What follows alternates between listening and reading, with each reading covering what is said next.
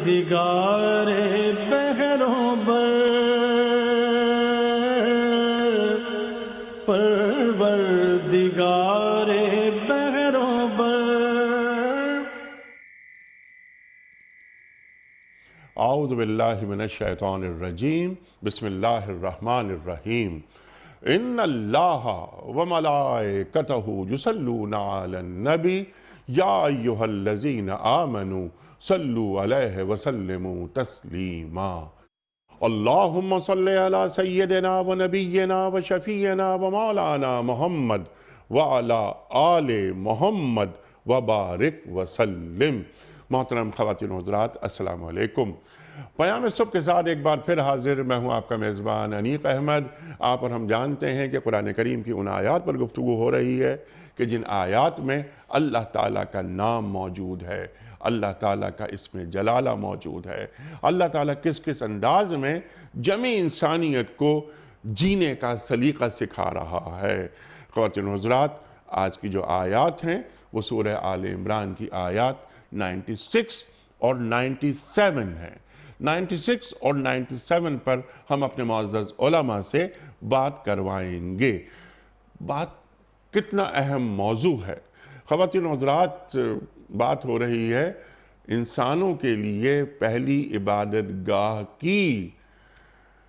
حضرت آدم علیہ السلام سے تعمیر کا آغاز ہوا اور چلتے چلتے یہ بات آگے گئی۔ ہم اور آپ سب جانتے ہیں ابراہیم علیہ السلام اور ان کے صاحبزادے اسماعیل علیہ السلام کس طرح خانہ کعبہ کی دیواروں کو بلند فرما رہے ہیں اور کیا کیا دعائیں مانگ رہے ہیں۔ اس پر کئی مرتبہ ہم نے پروگرام کیا ہے۔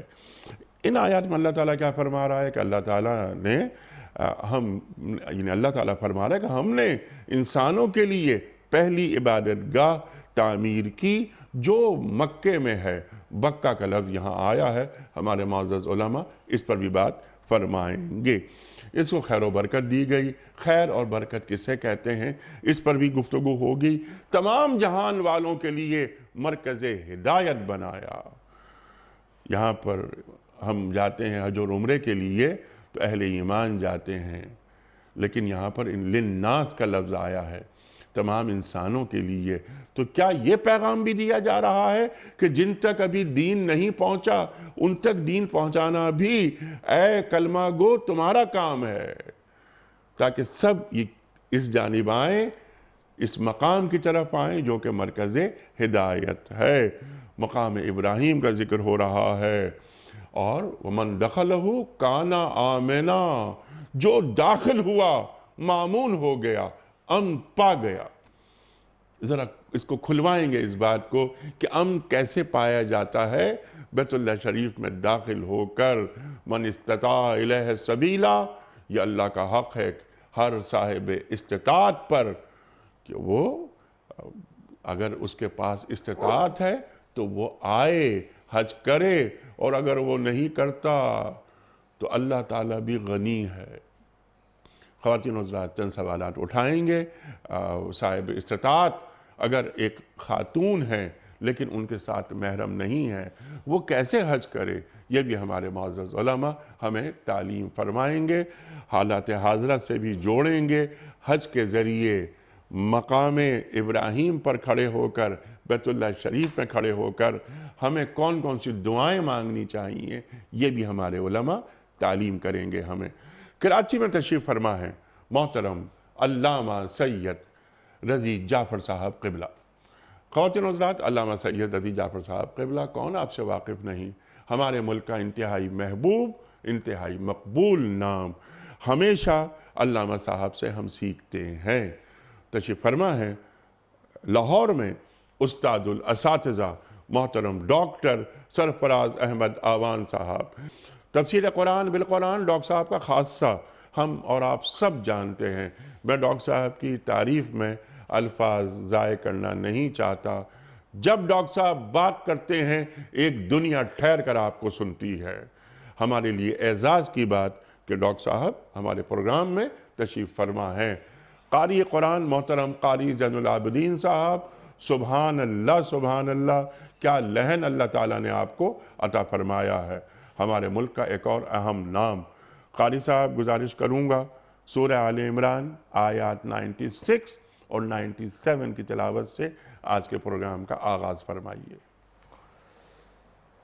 اعوذ باللہ من الشیطان الرجیم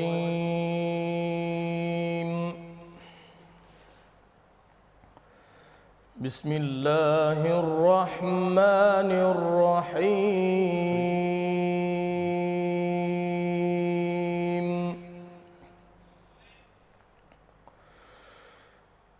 ان اول بیت وضع للناس للذی ببکۃ مبارکا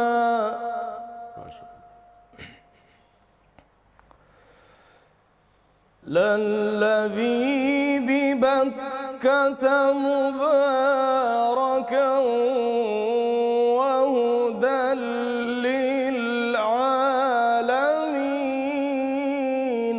ماشاء اللہ ماشاء اللہ ماشاء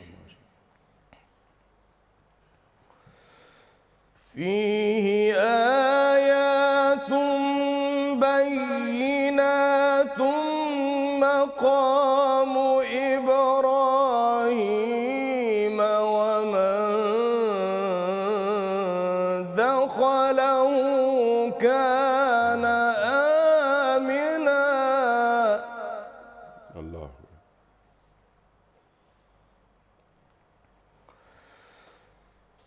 فیہ آیات بینات مقام ابراہیم ومن دخلہ کان آمنا۔ سبحان اللہ سبحان وَلِلَّهِ عَلَى النَّاسِ حِجُّ الْبَيْتِ مَنِ اسْتَطَاعَ إِلَيْهِ سَبِيلًا۔ ماشاء اللہ ماشاء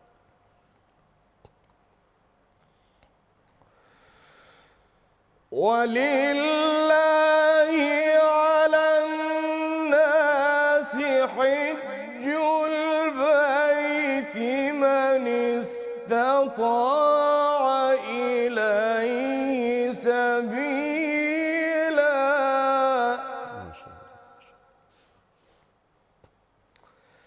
وَمَنْ كَفَرَ فَإِنَّ اللَّهَ غَنِيٌّ عَنِ الْعَالَمِينَ۔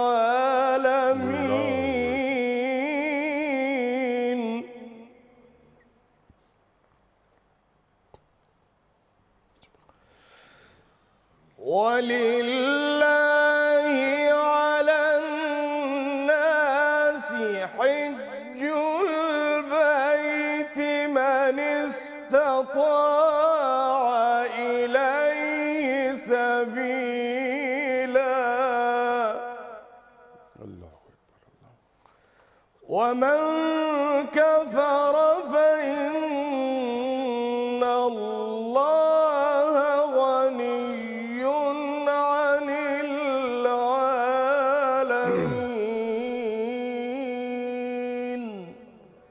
صدق اللہ العظیم۔ جزاک اللہ قاری صاحب، سبحان اللہ سبحان اللہ۔ قاری زین العابدین صاحب نے سورہ آل عمران کی آیات 96 اور 97 کی تلاوت کی سعادت حاصل کی۔ ترجمہ پیش کر رہا ہوں۔ بے شک سب سے پہلی عبادت گاہ جو انسانوں کے لیے تعمیر ہوئی وہ وہی ہے جو مکے میں واقع ہے۔ اس کو خیر و برکت دی گئی تھی اور تمام جہان والوں کے لیے مرکز ہدایت بنایا گیا تھا۔ اس میں کھلی ہوئی نشانیاں ہیں۔ ابراہیم علیہ السلام کا مقام عبادت ہے اور اس کا حال یہ ہے کہ جو اس میں داخل ہوا مامون ہو گیا۔ لوگوں پر اللہ کا یہ حق ہے کہ جو اس گھر تک پہنچنے کی استطاعت رکھتا ہو وہ اس کا حج کرے اور جو کوئی اس حکم کی پیروی سے انکار کرے تو اسے معلوم ہونا چاہیے کہ اللہ تمام دنیا والوں سے بے نیاز ہے۔ صدق اللہ العظیم۔ خواتین و حضرات، محترم ڈاکٹر سرفراز احمد اعوان صاحب کی خدمت میں، اس سے پہلے کہ ہم آج کے پروگرام کے حوالے سے پہلا سوال رکھیں، کوئز، کل کے پوچھے گئے سوال کا درست جواب، اور آج کا سوال آپ کی خدمت میں۔ کل کا سوال یہ تھا کہ کس پیغمبر کی قوم پر اونٹنی کو قتل کرنے کے نتیجے میں اللہ تعالیٰ کا عذاب نازل ہوا تھا؟ درست جواب قوم حضرت صالح علیہ السلام۔ آج کا سوال نوٹ فرما لیجئے، اسلام میں قذف یعنی بہتان تراشی کی حد کیا ہے؟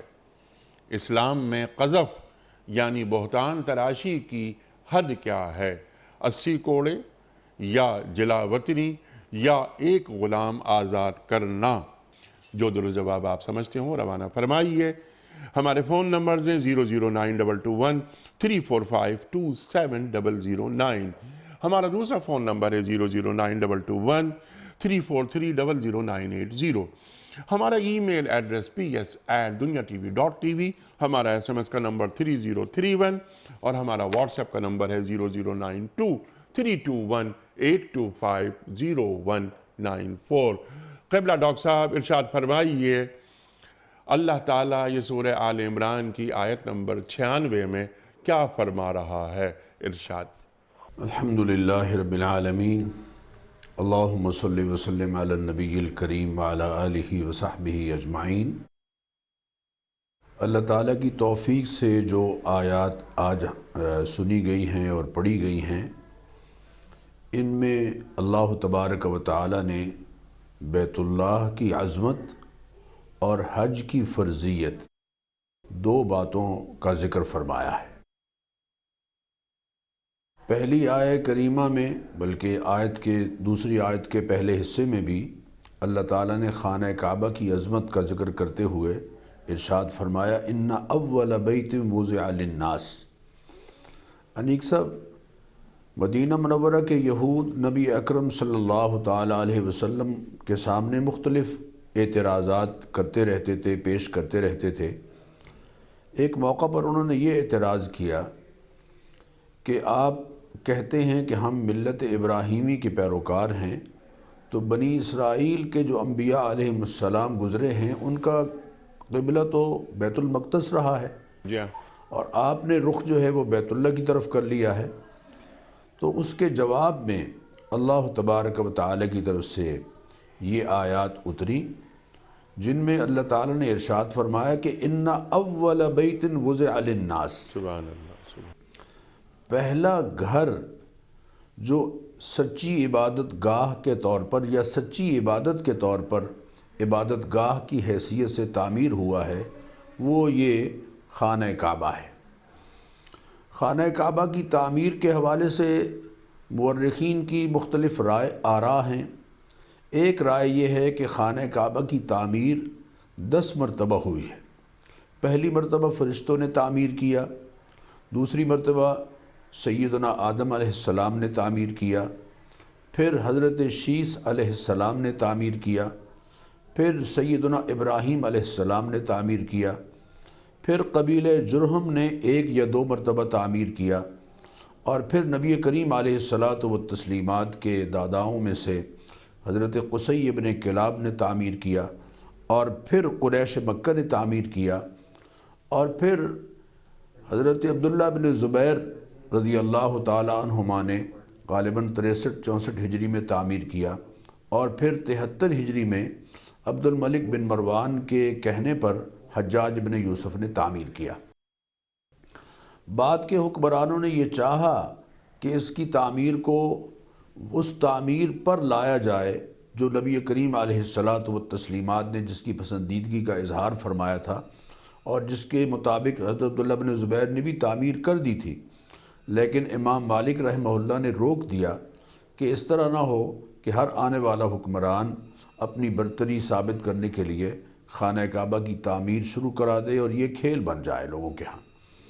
تو اللہ تعالیٰ نے ارشاد فرمایا کہ ان اول بیت وضع للناس، یہ پہلا گھر ہے جو سچی عبادت اللہ تعالیٰ کی حقیقی عبادت کا جو صحیح انداز ہے اس کے لیے لوگوں کے لیے تعمیر کیا گیا ہے تاکہ لوگ اس کو عبادت گاہ کے طور پر اپنا مرکز بنائیں۔ سبحان للذی ببکۃ مبارکن، اور یہ گھر مکہ مکرمہ میں ہے اور یہ مبارک ہے، اس حوالے سے مبارک ہے کہ اس میں دینی نفع بھی ہے اور دنیاوی بہت سارے منافع بھی ہیں۔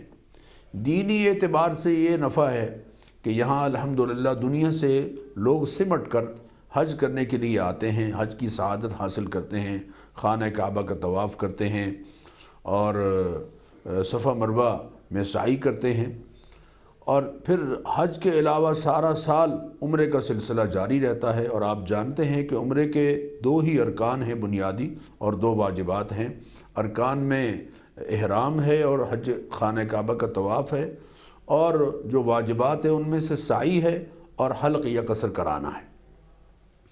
اس لحاظ سے یہ مبارک ہے، اور پھر اس لحاظ سے بھی مبارک ہے کہ نبی کریم علیہ الصلاۃ والتسلیمات نے یہاں پڑھی گئی ایک نماز کو 1,00,000 نماز کے برابر اجر کے حوالے سے قرار دیا ہے۔ اللہ اکبر۔ یعنی کوالٹی میں تو کوانٹٹی میں تو وہ ایک ہی رہتی ہے، لیکن کوالٹی میں وہ اتنی بڑھ جاتی ہے کہ ایک سجدہ 1,00,000 سجدے کے برابر ہے، اللہ اکبر۔ اور ایک مرتبہ سبحان اللہ کہنا 1,00,000 مرتبہ سبحان اللہ کہنے کے برابر ہے۔ اور یہ ایسی مبارک جگہ ہے کہ جہاں بیٹھا ہوا انسان جو خانہ کعبہ کو دیکھ رہا ہے وہ بھی اجر سے محروم نہیں رہتا۔ حضور اکرم صلی اللہ علیہ وسلم نے ارشاد فرمایا کہ بیت اللہ شریف پر 120 رحمتیں نازل ہو رہی ہوتی ہیں، 60 رحمتیں تو انہیں نصیب ہوتی ہیں جو خانہ کعبہ کا طواف کر رہے ہیں، اللہ اکبر۔ اور 40 رحمتیں انہیں نصیب ہوتی ہیں جو اعتکاف کرتے ہیں یا نماز پڑھ رہے ہوتے ہیں، اور 20 رحمتیں ان کو نصیب ہوتی ہیں جو ٹک ٹکی باندھے احترام کے ساتھ اور عظمت خانہ کعبہ کو ذہن میں رکھتے ہوئے بیت اللہ شریف کو دیکھ رہے ہوتے ہیں۔ تو اس حوالے سے یہ مبارک ہے، وَهُدًى لِّلْعَالَمِينَ، اور یہ عالمین کے لیے ہدایت ہے، رہنما ہے۔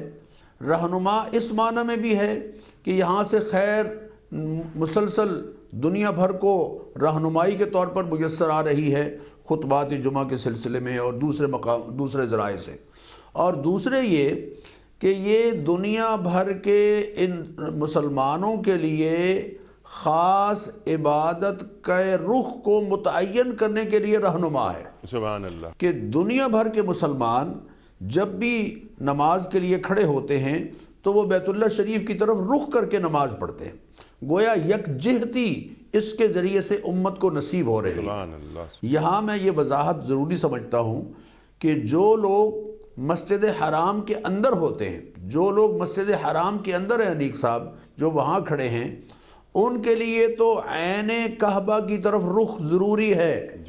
اگر وہ عین کعبہ کی طرف رخ نہیں کریں گے تو ان کی نماز نہیں ہوگی۔ جو دنیا بھر میں مسلمان ہیں، مسجد حرام سے باہر ہیں، ان کے لیے جہت کعبہ کافی ہے۔ فَإِنَّمَا تُوَلُّوا فَثَمَّ وَجْهُ اللَّهِ، اللہ تعالیٰ نے اجازت دی، لیکن اس کے ساتھ ساتھ یہ سمجھایا کہ جب تم نماز پڑھو گے تو رخ خانہ کعبہ کی طرف ہو، یعنی جہت کعبہ کی طرف ہو۔ تو اس لحاظ سے وَهُدًى لِّلْعَالَمِينَ بھی ہے کہ پوری دنیا کے انسانوں کے لیے ایک رہنما ہے کہ وہ جب خاص عبادت کر بجا لائیں گے، نماز پڑھیں گے، تو وہ رخ کریں گے خانہ کعبہ کی طرف اور مسجد حرام کی طرف۔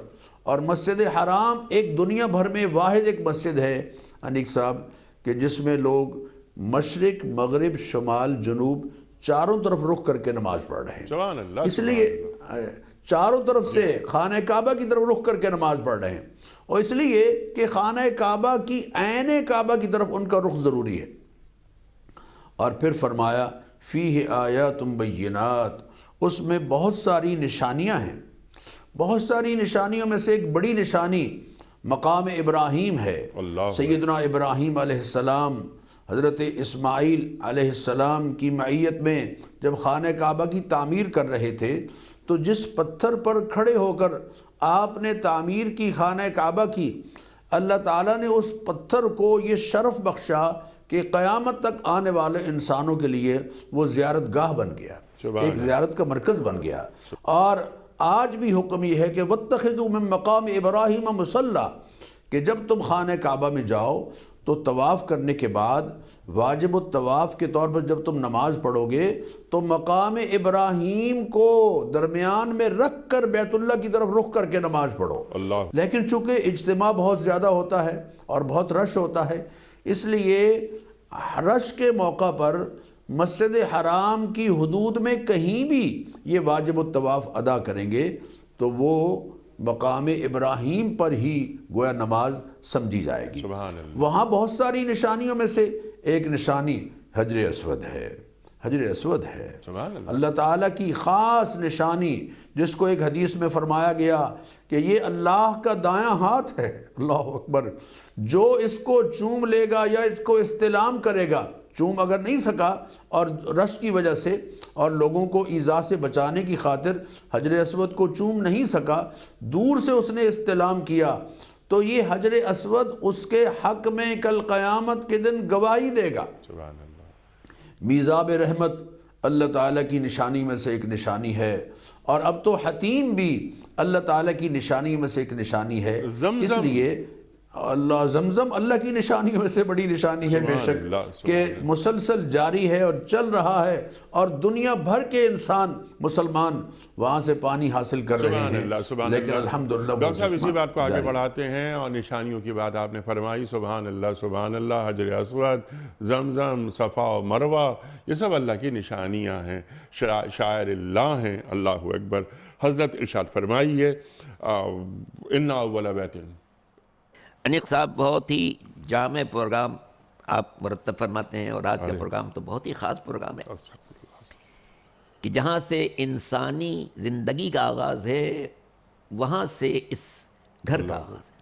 سبحان اللہ۔ حضرت آدم پیدا ہوئے، جنت میں رہے، بڑے ٹھاٹ باٹ سے رہے، مسجود ملائک بنے، ہر قسم کی نعمتیں فراواں، ایک درخت کے علاوہ ساری نعمتیں ان کے لیے مباح، بڑے خوش، بڑی اچھی زندگی گزار رہے تھے، لیکن اس درخت نے ان کو زمین پر اترنے کا اسباب فراہم کر دیے۔ اب زمین پر آئے تو اب کیا کرے بھائی، یہاں تو کچھ بھی نہیں ہے، صحرا ہے، بیابان ہے، ہر طرف چٹیل میدان ہے، کیا کرے؟ بڑا شوق تھا پالنے والے میں، وہاں تھا تو ہر وقت تسبیح و تقدیس کرتا تھا، یہاں کیا کروں؟ فرشتہ آیا، اس نے کہا یہ 4 لکڑیاں آپ یہاں پر نصب کریں اور اس کا طواف بھی کریں، اس کے ارد گرد نماز بھی پڑھیں۔ تو یہ گھر کی ابتدا ہے، گھر کی، اسی لیے قرآن نے کہا اِنَّ أَوَّلَ بَيْتٍ، پہلا گھر ہے، پہلی عبادت گاہ نہیں ہے، پہلا گھر ہے، ٹھیک ہے، وہ عبادت گاہ ہی بنا، عبادت ہی کے لیے بنایا گیا، مگر پہلا گھر یہی بنا ہے، اس سے پہلے کوئی گھر زمین پر تھا ہی نہیں، آدم آئے تو یہ صحرا تھا، یہ پہلا گھر بنا۔ اور معروف قول جو ہے ہمارے تاریخوں کے اعتبار سے کہ پہلا حج بھی جناب آدم ہی نے فرمایا، کہ حکم خدا ہوا کہ اس کا طواف کرو، پھر جبریل آئے، ان کو مینا بھی لے گئے، مشعر الحرام بھی لے گئے، عرفات میں کے میدان میں بھی لے گئے۔ عرفات کے میدان میں ایک جبل ہے، جبل رحمت، چونکہ جناب آدم جب چلے ہیں جنت سے زمین کی طرف تو اکیلے آئے، بچھڑ گئے تھے، جناب حوا سے ملاقات نہیں ہو رہی تھی، تو انہوں نے اس جبل پر جا کے دعا کی تھی، اے پالنے والے میں کب تک زندگی تنہا گزاروں، حوا کو بھیج دیں۔ تو یہاں پر جو دعا مانگی اس کے نتیجے میں ان کو حوا ملی، اور پہلی ملاقات ان کی زمین پر مزدلفہ کے میدان میں ہوئی۔ مزدلفہ یعنی ملاقات کی جگہ، ازدلاف یعنی ملاقات، مزدلفہ ملاقات کی جگہ۔ جبل رحمت پر دعا مانگ کے جب وہ مزدلفہ پہنچے ہیں تو اس وقت جناب حوا سے ان کی ملاقات ہوئی، پھر ان دونوں کو ہوا کہ تم یہاں پر اللہ کا ذکر کرو اور پھر یہاں سے مینا میں پہنچو، مینا میں 2 شب گزارو۔ تو یہ حج کے ابتدائی ارکان بھی حضرت آدم کے ذریعے سے ہوئے ہیں۔ قرآن مجید میں اسے پہلا گھر قرار دیا گیا کہ تمام بنی نوع انسان کے لیے۔ غور کیجیے گا، دنیا میں جتنے گھر ہوتے ہیں کسی شخص کے یا ادارے کے ہوتے ہیں، یہ مثلا آپ کے دنیا کا گھر ہے، پوری دنیا اس میں آپ کے پاس ہے، باقی جتنے گورنمنٹ ہاؤس ہوتے ہیں وہ اداروں کے گھر ہوتے ہیں۔ روئے زمین پر ہو سکتا ہے دنیا کے میں کئی کروڑ گھر ہوں، لیکن ایک گھر ہے جسے ہر انسان کہہ سکتا ہے کہ اللہ نے اسے میرے لیے بنایا ہے۔ اللہ اکبر۔ ایک عالمیت ہے، ایک آفاقیت ہے، خود کہ یہ گھر کسی ایک شخص کا نہیں ہے، عرب کا نہیں ہے، عجم کا نہیں ہے، مسلمان کا نہیں ہے، کسی کا نہیں ہے، جی ہاں، للناس، للناس، ہم نے تمام بنی نوع انسان کے لیے بنایا. اسی لیے جناب ابراہیم علیہ السلام اس کی تعمیر نو کر چکے تو قدرت نے کہا وَأَذِّن فِي النَّاسِ بِالْحَجِّ، آپ اعلان کر دیں تمام لوگوں کہ حج کریں. اور یہ فطرت کے مطابق بھی ہے. اگر ہم میں سے کسی کو بتایا کہ جناب آپ کا ایک گھر جاپان میں ہے تو کیا میرے شوق نہیں ہوگا میں جاؤں اس کو دیکھوں؟ اسی لیے اگلی آیت میں جو کہا وَلِلَّهِ عَلَى النَّاسِ حِجُّ الْبَيْتِ، اللہ کا حق ہے، للہ علی الناس، اللہ کا حق ہے لوگوں پر، بندوں پر حق ہے کہ آئیں دیکھیں یہ گھر جو ہم نے تمہارے لیے بنایا تھا اس کو آؤ دیکھو اس میں ہماری کتنی نشانیاں موجود ہیں. وَمَنْ دَخَلَهُ آمَنًا، جو اس میں داخل ہو جائے گا وہ انتہائی امن میں رہے گا. اسی لیے حکم ہے کہ اگر کوئی شخص انتہائی سنگین جرم کر کے بھی خانہ کعبہ میں داخل ہو جائے تو اس کو اس وقت سزا نہیں دی جائے گی بلکہ انتظار کیا جائے گا وہ گھر سے باہر نکلے. تو پہلا گھر. اور اسی لیے جب جناب ابراہیم علیہ السلام اپنے بیٹے اسماعیل کو اور ان کی ماں ہاجرہ کو لے کر آئے اور اس جگہ پر رکھا جہاں ابھی کچھ بھی نہیں تھا، ایک صحرا تھا، بیابان تھا، اونچی اونچی پہاڑیاں تھے اطراف میں اور ریگزار تھا، اور بچوں کو چھوڑ کے جانے لگے تو کہا ربنا انی اسکنت من ذریتی بواد غیر ذی زرع عند بیتک المحرم، اللہ اکبر، پالنے والے میں اپنی اولاد میں سے اس بچے کو یہاں چھوڑ کر جا رہا ہوں. کہاں چھوڑ کر جا رہا ہوں؟ عند بیتک المحرم، تیرے محترم گھر کے پاس میں چھوڑ کر جا رہا ہوں. جگہ وہی تھی جو پہلے سے اللہ کا گھر تھا. اب جب اسماعیل بڑے ہوں گے اور اس جناب ابراہیم کو حکم خدا ہوگا تو اس کی تعمیر نو کریں گے. تو یہ گھر باعث امن ہے تمام بنی نوع انسان کے لیے. اور عجیب اس کی تاریخ ہے. جناب ہاجرہ ہیں بیٹھی ہوئی ہیں بچے کو لے کر، ابراہیم جا چکے ہیں، صحرا ہے، بیابان ہے، نہ پانی ہے، نہ سبزہ ہے، نہ درخت ہے. کیا ہمت ہے اس خاتون کی. جی ہاں، رات جب آئی ہوگی آغوش میں بچہ شیرخوار، قرب جوار میں نہ کوئی آبادی، نہ کوئی انسان، نہ حیوان، نہ عمارت، نہ سبزہ، کچھ بھی نہیں. صبح ہوئی تو پیاس لگی، خود بھی بھوکی ہیں، بچہ بھی پیاسا ہے. تو اب تلاش کرنا شروع کیا. کبھی جاتی ہیں کوہ صفا کی طرف، کبھی جاتی ہیں کوہ مروہ کی طرف، پانی کہیں نہیں ہے. اللہ کا عجیب انتظام. اس خاتون کی عظمت کو سلام کہ جن پہاڑیوں کے درمیان وہ 7 مرتبہ آئی گئیں، اللہ کو ان کا آنا جانا اتنا پسند آیا کہ اس نے قیامت تک تمام انسانوں پر جو اللہ کے گھر آئیں گے یہ فرض قرار دیا کہ جن 2 پہاڑیوں کے درمیان جناب ہاجرہ آ رہی تھی اور جا رہی تھی، تم بھی ان کے درمیان آؤ اور جاؤ تاکہ اس بی بی کی عظمت کا تذکرہ ہمیشہ زندہ رہے. سبحان اللہ. 7 مرتبہ انہوں نے یہ کیا. آخری مرتبہ جب آئی تو دیکھا جناب اسماعیل کی ایڑیاں رگڑ رہے ہیں. جہاں ایڑیاں رگڑی تھے وہیں سے پانی ابلنا شروع ہوا. پانی ابلنا شروع ہوا. تب جناب ہاجرہ نے کہا کہ اچھا پانی ابل رہا ہے، کچھ انتظام کر لوں. ریت کو ہٹانا شروع کیا، دائرہ بڑھانا شروع کیا. جب وسیع مقدار میں پانی جمع ہو گیا تب کہا کہ زم زم. پانی اس طرح ابل رہا تھا کہ رک نہیں رہا تھا. تاریخ میں ایک پھر جناب ہاجرہ جب دیکھا پانی اب بہت وافر ہو چکا ہے، اب کیسے رکیں؟ تو کہا زم زم. عبرانی زبان میں زم زم، رک جا رک جا. کیا بات. پانی سے کہا رک جا، وہیں رک گیا، اب آگے نہیں بڑھا. لیکن یہ اللہ نے اس میں یہ خصوصیت رکھی ہے کہ زمزم جتنا لیتے جائیں گے جی ہاں، بڑھتا چلا جائے گا. کروڑوں انسانوں سے فیضیاب ہوتے ہیں، ساری دنیا اس سے فیضیاب ہوتی ہے. مکے میں جائیں ہر طرف حرم کے اندر اس کے ڈبے رکھے ہوں گے. مدینے میں جائیں لوگ ساتھ بھر یہاں سے زمزم لے کے دنیا بھر میں جاتے ہیں. اور تاثیر کے اعتبار سے انتہائی اہم ہے. کتنے معدنیات اس میں ہیں جو چیز انسانی کے لیے بہت اہم ہے. سبحان اللہ. یہ جو پانی ہو گیا تو اللہ نے مکے کے آباد ہونے کے آثار پیدا کیے. جب بڑی مقدار میں پانی جمع ہو گیا، پرندے جو فضا میں گھوم رہے تھے پیاسے تھے آنا شروع ہوئے. ایک ایک پرندہ آ رہا ہے. ایک قافلہ گزر رہا تھا، اس نے دیکھا اچھا یہاں کوئی مسئلہ ہے، پرندے کیوں اتر رہے ہیں؟ قریب آئے، دیکھا ایک بہت بڑا پانی کا ذخیرہ ہے. ایک خاتون بیٹھی، اس کے آغوش میں بچہ ہے. ٹھیک. انہوں نے کہا اچھا ہم بھی اس سے پانی لے لیں. کہاں پانی لے سکتے ہو؟ اس نے کہا اچھا ہم یہیں ٹھہر جائیں، پانی موجود؟ کہا نہیں، خلیل خدا آئیں گے تب اجازت دوں گی. سبحان اللہ. سبحان اللہ. اس سے اندازہ ہوتا ہے کہ پانی ہر بندے کے لیے، ہر بندے کے لیے، کسی کو روک نہیں سکتے. جناب ہاجرہ نے یہی تاثر دیا کہ پانی کہ کسی شخص کو روکا نہیں جا سکتا. لہٰذا تم لوگ پانی جتنا چاہو لے لو، لیکن رہائش رہائش کی اجازت اس وقت دوں گی جب ابراہیم علیہ السلام آئیں، ان سے بات کی جائے اور پھر وہ اجازت دیں تم لوگ ٹھہر سکتے ہو۔ پھر جناب ابراہیم جب دوبارہ آئے، جناب ہاجرہ نے اس کا ذکر کیا تو ابراہیم نے اجازت دی، پھر وہ لوگ آ کے آباد ہوئے۔ یہ ابتدا ہے مکہ مکرمہ کے آبادی کی۔ سبحان اللہ سبحان اللہ۔ اور علامہ صاحب جو آپ نے بات فرمائی بہت اہم ایک بات، ایک نقطہ یہ بھی کہ جب حضرت ابراہیم علیہ السلام بیوی اور شیرخوار بچے کو چھوڑ کر جا رہے ہیں تو حضرت حاجر علیہ السلام یہ پوچھ رہی ہیں کہ آپ ہمیں چھوڑ کر کہاں جا رہے ہیں؟ اس وادی غیر ذی زرع میں۔ تو ابراہیم علیہ السلام خاموش ہیں، لیکن بیوی کا کیا رویہ ہے کہ اچھا آپ جائیے، اللہ کے حکم سے آپ جا رہے ہیں اور اللہ ہمیں رائے گا نہیں جانے دے گا۔ اور وہ کیسی استقامت والی بیوی۔ اوف، میں تو حیران ہوتا ہوں جناب ہاجرہ کی عظمت کو سوچ کے کہ کیسے وہ اس صحرا میں ٹھہرنے کو تیار ہے جہاں پر پانی نہیں ہے، کچھ بھی نہیں ہے، سبزہ نہیں ہے، انسان نہیں ہے۔ مگر جب ابراہیم نے کہا کہ اللہ کا حکم ہے تو ان کا بس جب اللہ کا حکم ہے وہ ہمیں ضائع نہیں ہونے دیں۔ سبحان اللہ سبحان اللہ۔ ڈاکٹر صاحب اب یہاں پر بہت ساری باتیں، سوالات، اشارے آپ نے بھی فرمائے، علامہ صاحب نے بھی اشارے فرمائے۔ میں ذرا مبارکوں وہدی للعالمین پہ بات کروانا چاہ رہا ہوں۔ ایک تو یہ کہ یہ جو بیت اللہ شریف ہے یہ برکت اور ہدی للعالمین، یہ بیت اللہ شریف سے اٹھنے والی صدائیں اور یہ روشنی تمام عالمین کے لیے ہدایت کیسے ہے؟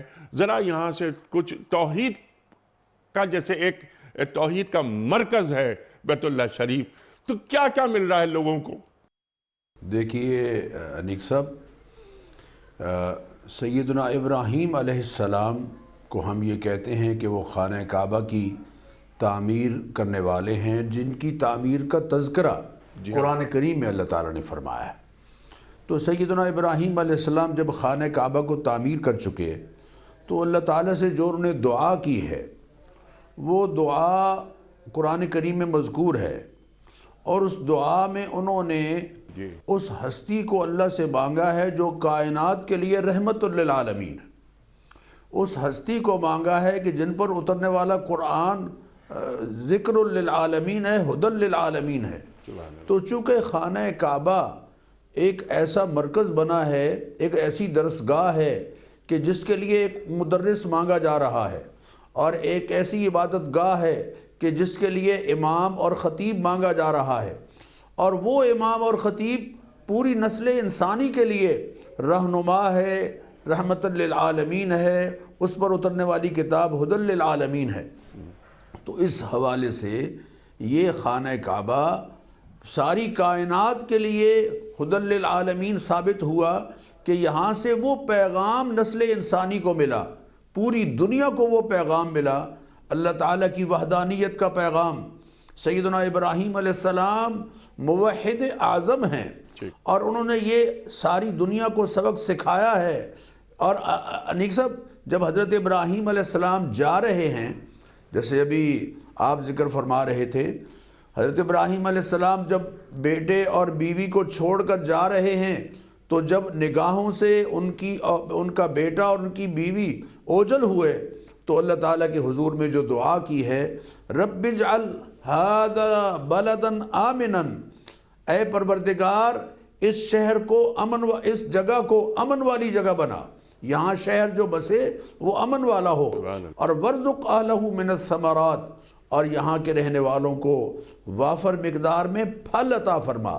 تو چنانچہ کسی بھی شہر اور کسی بھی آبادی کے پرامن ہونے کے لیے یا اس کے سکون کے لیے، وہاں کے رہنے والوں کے لیے سکون کے لیے دو چیزیں ضروری ہیں، ایک یہ کہ وہ آبادی پرامن ہو، اور دوسرے یہ کہ وہاں رزق کا وافر سامان ہو۔ چنانچہ اللہ تعالیٰ نے قرآن کریم میں فرمایا، اولم یروا انا جعلنا حرما آمنا، یہ دیکھتے نہیں ہیں کہ ہم نے حرم کو پرامن جگہ بنایا ہے، وَيَتَخَطَّفُ النَّاسُ مِنْ حَوْلِهِمْ، اور ارد گرد سے لوگ اچک کر اٹھائے جا رہے ہیں اور ان کے ساتھ حادثات پیش آ رہے ہیں، لیکن جو حرم کعبہ ہے اور اس کے ساتھ جو شہر ہے وہ پرامن ہے۔ بلکہ ایک اور جگہ ارشاد فرمایا اولم نمکن لہم حرما آمنا یجبا الیہ ثمرات کل شیء رزقا من لدنا، دیکھتے نہیں ہو کہ ہم نے تمہیں ایک ایسے شہر میں تمکن بخشا اور ٹھہرنے کی جگہ بخشی کہ جہاں دنیا سے سمٹ کر ہر علاقے کی محنت کے ثمرات اس شہر کی طرف کھینچے چلے آ رہے ہیں۔ محنت کے ثمرات، سبحان اللہ۔ یعنی نہ صرف یہ کہ پھل بلکہ مصنوعات جو دنیا بھر میں تیار ہو رہی ہیں وہ خانہ کعبہ میں بیت اللہ شریف کے ارد گرد پورے مکہ مکرمہ میں میسر ہیں۔ آج انیک صاحب لاکھوں انسان خانہ کعبہ میں زیارت کے لیے حاضر ہوتے ہیں، مکہ مکرمہ میں جاتے ہیں، اور وہاں کے شہر، وہاں کی آبادی سے کئی گنا زیادہ لوگ اس شہر میں چلے جاتے ہیں، لیکن کبھی بھی کسی چیز کی کمی وہاں محسوس نہیں ہوئی، کبھی بھی کسی چیز کی دشواری محسوس نہیں ہوئی۔ ہر چیز وہ حضرت ابراہیم علیہ السلام کی دعاؤں کا اثر ہے۔ ہدی للعالمین، اور مبارکن، برکتیں شامل ہیں۔ برکت معنوی برکت ہے یہاں، ایک تو یہ نہ کہ کوئی چیز بڑھ جائے، یہ بھی برکت ہے، یہ ظاہری برکت ہے، اور معنوی برکت یہ ہے کہ وہاں جتنے افراد میسر ہوں ہر چیز انہیں بآسانی میسر آ رہی ہو۔ تو الحمدللہ آج بھی مکہ مکرمہ اور حرم کعبہ کے ارد گرد کی جو نشانیاں ہیں ان سے یہ بات ظاہر ہو رہی ہے کہ یہ ہر لحاظ سے بابرکت ہے۔ اور پھر فرمایا وَمَن دَخَلَهُ كَانَ آمِنًا، یعنی یہ شہر جو ہے وہ امن والا ہے۔ اور وَلِلَّهِ عَلَى النَّاسِ حِجُّ الْبَيْتِ، جو من استطاع الیہ سبیلا، جو شخص خانہ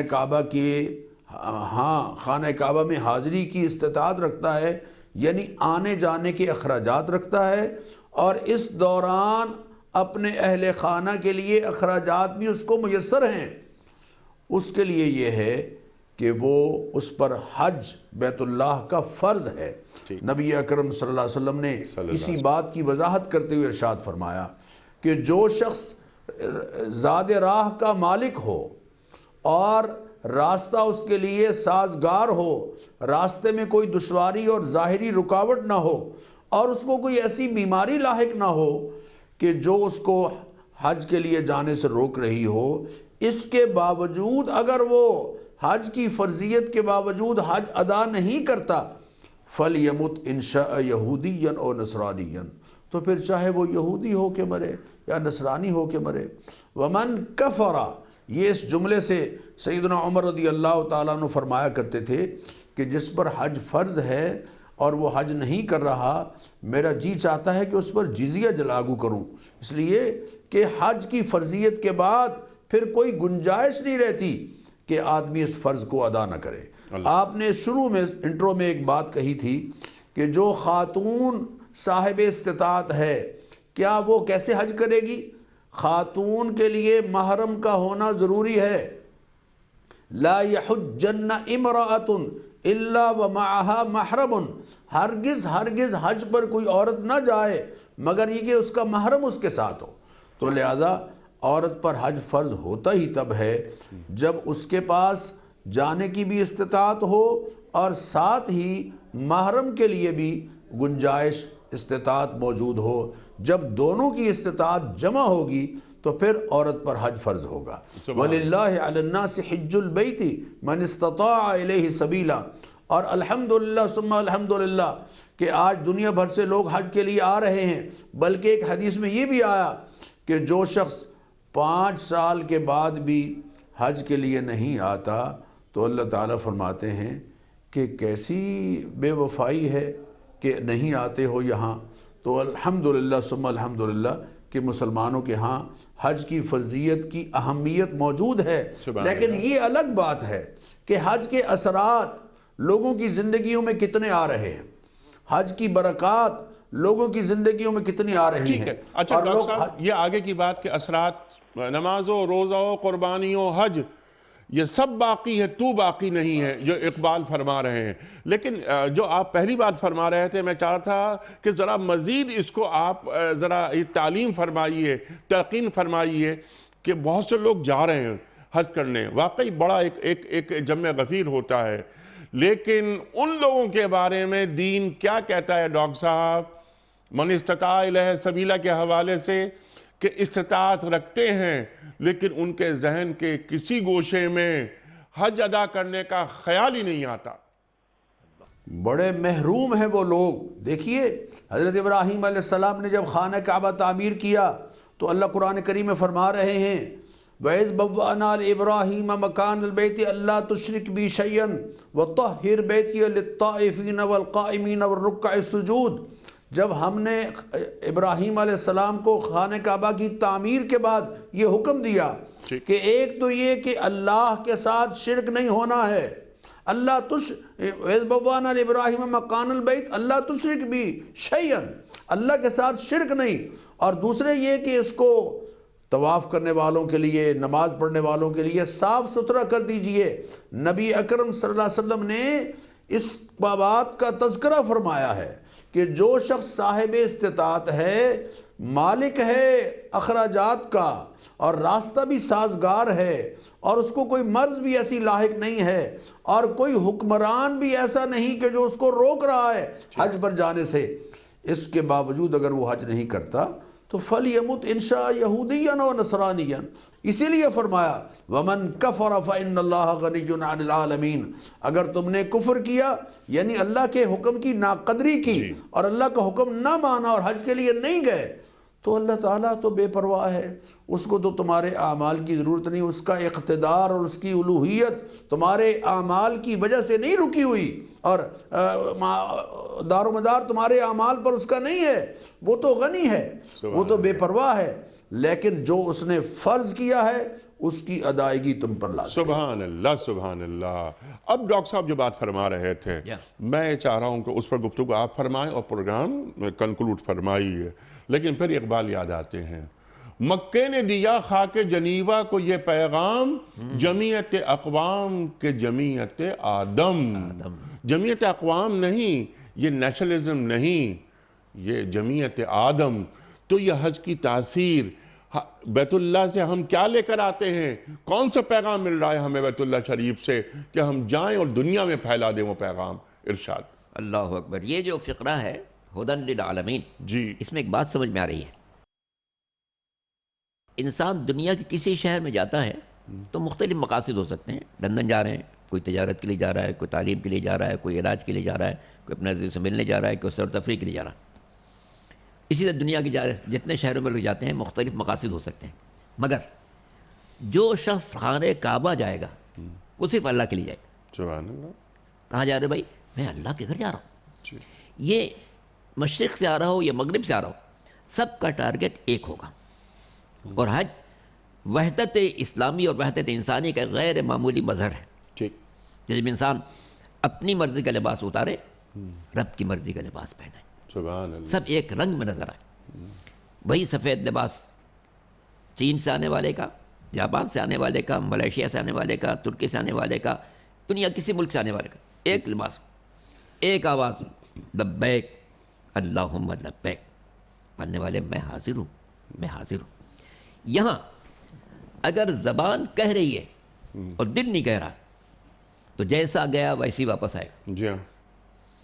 لیکن اگر دل بھی ساتھ دے کہ میرے مالک میں اب تیری بارگاہ میں حاضر ہوں، جی کل تک میں دنیا میں تھا، اب میں دنیا کو چھوڑ کر تیری بارگاہ میں آیا ہوں، ٹھیک۔ کل میں خاندان کی فکر میں تھا، آج خاندان کی فکر چھوڑ کے تیری بارگاہ میں حاضر ہوں، کل میں کاروبار میں تھا، اپنے کاروبار کو چھوڑ کر تیری بارگاہ میں حاضر ہوں۔ یعنی مکمل طور پر جیسے آپ نے اقبال کو وہ شعر پیش کیا کہ نماز روزہ حج باقی ہے تو نہیں ہے۔ حج یہ سکھاتا ہے کہ انسان کے پیش نظر صرف اللہ ہو، لبیک میرے مالک اب میں حاضر ہوں، میں کل تک غیر حاضر تھا، آج میں حاضر ہو گیا۔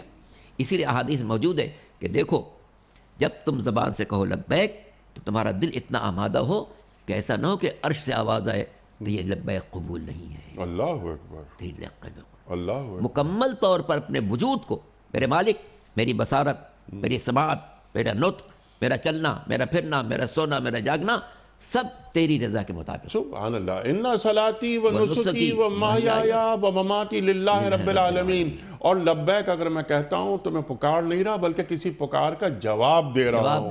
میں حاضر ہوں اے میرے مولا. تو نے بلایا میں تو حاضر نے ہوں. بلایا اور میں مکمل تیری اطاعت اور فرما برداری کا وعدہ کر رہا ہوں. اب میں آخری سوال آپ کی خدمت میں، اور یہ سوال شاید آج کے حوالے سے، لمحہ موجود کے حوالے سے ایک بڑا سوال ہو سکتا ہے. پوری دنیا سے مسلمان جاتے ہیں، حج کرتے ہیں، الحمدللہ. اجتماعیت نظر آتی ہے. آپ نے یہ بات فرمائی کہ دو کپڑے کی دو چادریں، اور کوئی تفرقہ نہیں، کوئی جسے کہتے ہیں کہ ڈیویژننگ نہیں، کوئی مسلک نہیں، کچھ نہیں.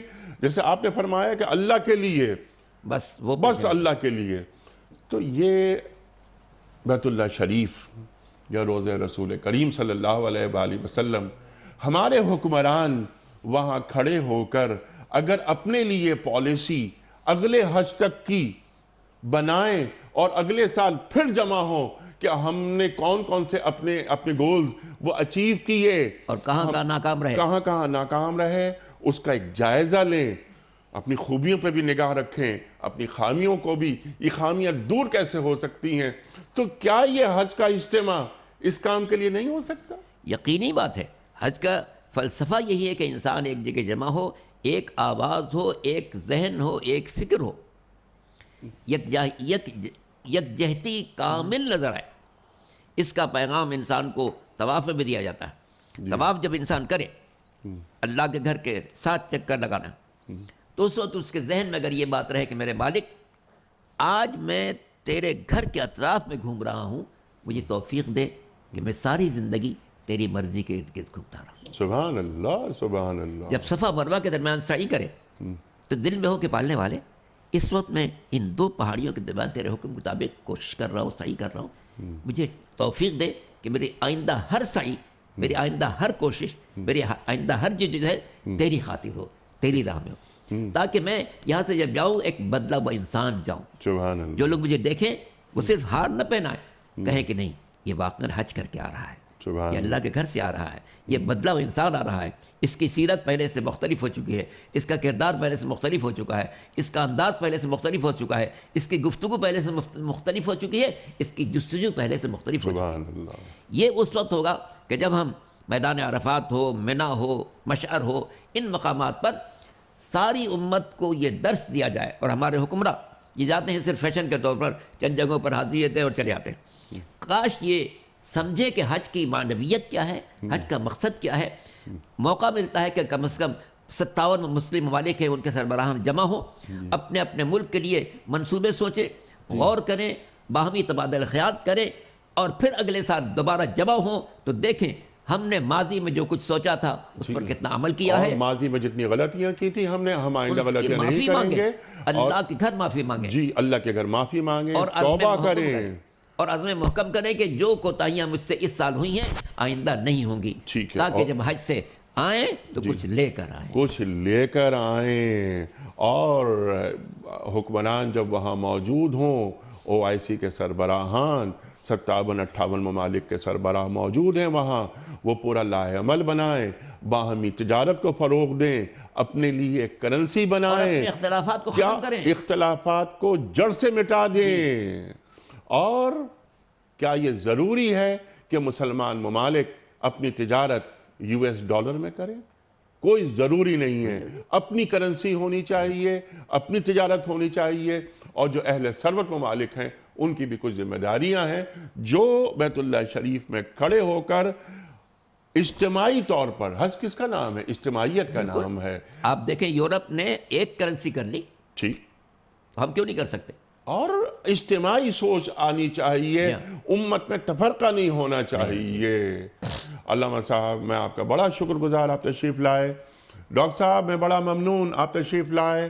خواتین و حضرات، کیا اہم گفتگو ہمارے دونوں معزز علماء نے عطا فرمائی۔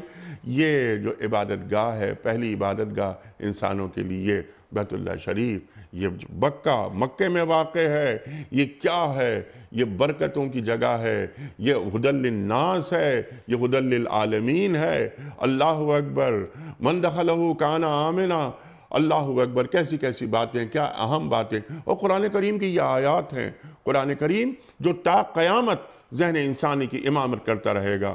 ہمارے لیے قدم قدم پر مشعل راہ ہیں، کرنے کے کام کیا ہیں، وہ ہمارے دونوں معزز علماء نے ہمیں تعلیم فرمائے۔ اکثر ہم ایک بات کہتے ہیں اپنے پروگرام میں کہ یہ محض لفظوں کی جگالی نہیں ہے، اللہ تعالیٰ ہمیں کیسا دیکھنا چاہتا ہے، مکمل فرما بردار۔ یا ایھا الذین آمنوا ادخلوا فی السلم کافہ، اللہ قرآن کریم میں ارشاد فرما رہا ہے، گر تمہیں خواہی مسلمان زیستن نیس ممکن جز بقرآن زیستن۔ سبحان اللہ، سبحان اللہ، اقبال کہہ گئے، سبحان اللہ۔ قاری صاحب، میں آپ کا بڑا ممنون، آپ تشریف لائے۔ خواتین و ذات، وقت مکمل ہوا ہمارے آج کے پروگرام کا کوئز۔ کل کا سوال یہ تھا کہ کس پیغمبر کی قوم پر اونٹنی کو قتل کرنے کے نتیجے میں اللہ تعالیٰ کا عذاب نازل ہوا تھا؟ درست جواب قوم صالح علیہ السلام پر۔ آج کا سوال نوٹ فرما لیجئے، اسلام میں قذف یعنی بہتان تراشی کی کیا حد ہے؟ 80 کوڑے یا جلاوطنی یا ایک غلام کو آزاد کرنا؟ جو درست جواب آپ سمجھتے ہوں روانہ فرمائیے۔ ہمارے فون نمبرز ہیں 0092213452709، ہمارا دوسرا فون نمبر ہے 009221343000980، ہمارا ای میل ایڈریس ps@duniatv.tv، ہمارا SMS کا نمبر 3031، اور ہمارا واٹس ایپ کا نمبر ہے 00923218250194۔ حضرت ایک پرچی نکال کر اعلان فرما دیجئے۔ یہ وقت ہے قرآن اندازی کا، اور اس شخص کا نام اناؤنس کر دیجئے کہ جن کی خدمت میں ہم دینی کتب پر مشتمل یہ گفٹ ہیمپر روانہ کر رہے ہیں۔ ماشاءاللہ، ماجد علی سیالکوٹ۔ ماجد علی صاحب سیالکوٹ سے آپ کی خدمت میں دنیا ٹی وی کی جانب سے دینی کتب پر مشتمل یہ گفٹ ہیمپر آپ کے گھر روانہ کیا جا رہا ہے بذریعہ کوریئر۔ آپ کو بہت بہت مبارک ہو۔ اختتام ہوتا ہے پیام صبح کا روزانہ ایک قول پر، اور وہ قول ہوتا ہے صاحب نہج البلاغہ امیر المومنین حضرت علی مرتضیٰ کرم اللہ وجہہ کا۔ آپ فرماتے ہیں کہ انسان کو جو کچھ مطلوب ہے اس میں سب سے افضل دین ہے۔ انسان کو جو کچھ مطلوب ہے اس میں سب سے افضل دین ہے۔ سبحان اللہ، سبحان اللہ۔ اپنے میزبان انیق احمد کو کل تک کے لیے اجازت دیجیے۔ خدا حافظ۔ پروردگار